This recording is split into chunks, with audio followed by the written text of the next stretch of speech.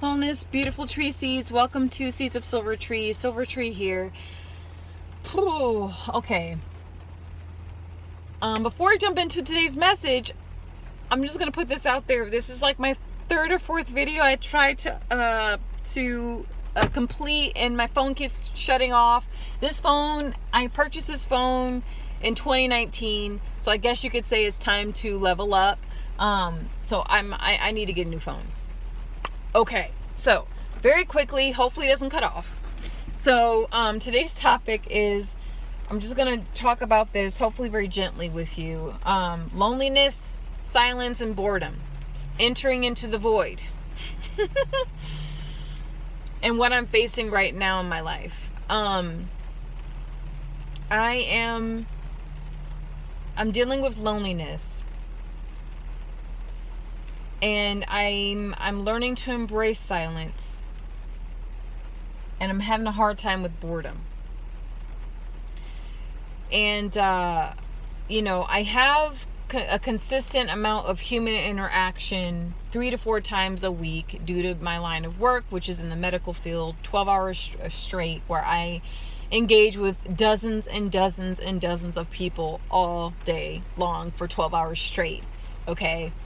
And so with that, it's not like I'm, because you have to be careful, because when loneliness, silence, and boredom make love together, they beget a beautiful baby called desperation. And desperation loves to wear a pink outfit and these beautiful rose colored glasses, and everything looks great, and she looks great to everyone. And so you got to be careful, right? And so that's why I'm really revisiting a season where I thought it was done and over with, and I learned what I needed to, but apparently not. So with the loneliness, I have my ways. It's like, I guess my loneliness is the lack of the ability to share more intimate thoughts and feelings and opinions and observations with someone close or nearby, and having them at my disposal, right? Or sorry, having that as like that type of connection at my disposal, where when you're in a relationship with someone or partnership, you can easily just talk about your day, talk about your inner feelings, talk about your fears, your hopes, your dreams, your successes. You bounce ideas off of them, and it goes vice versa in a healthy relationship. But when that's not there, it's like, okay, I guess I can talk to God, or I guess I can journal, right? And yes, I do have friends in the area where I live. I don't get to see them very often because they have very full lives, especially with children. I visit with my family in the area. I talk to my parents, and usually after 3-4 days, 12-hour shifts, I get really kind of peopled out, right?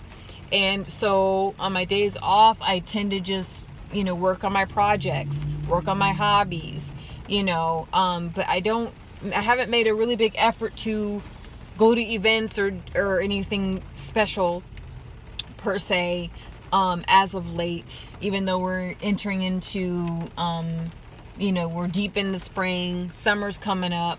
So I think that might change, hopefully for the better soon.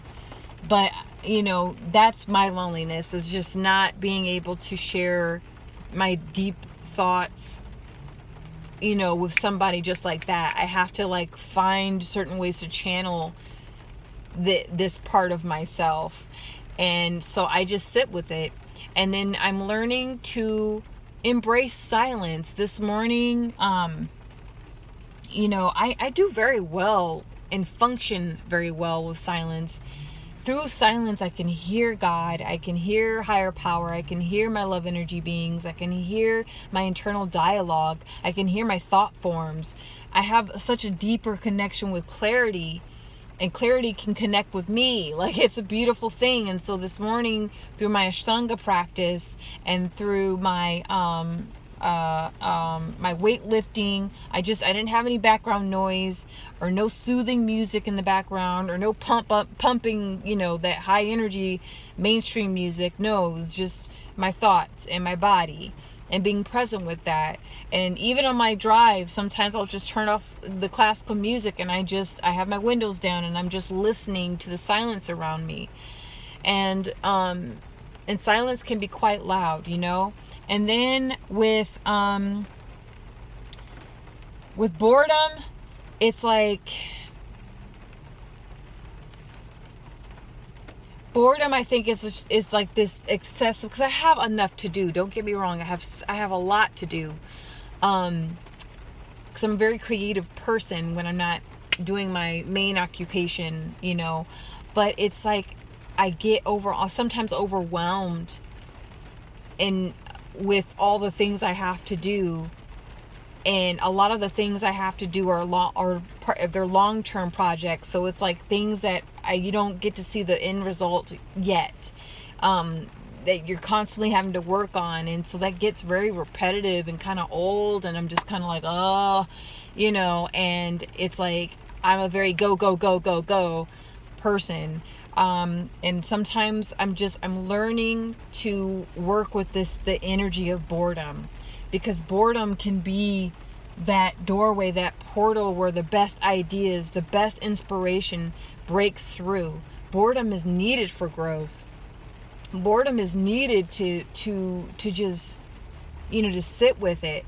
And I find myself jumping in my car and just driving anywhere just to getting out of that space. My home is my sanctuary. I don't have people coming to visit and stay the night. My home is not what you would call hospitable. I don't have tons of furniture and a big flat screen TV and a loud stereo. No, I don't. I have just enough silverware for myself.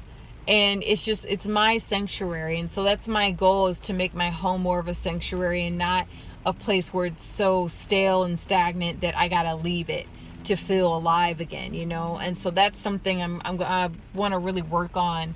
But all that to say is loneliness, silence, and boredom can give birth to inspiration, creativity, and a more grounded and solid self.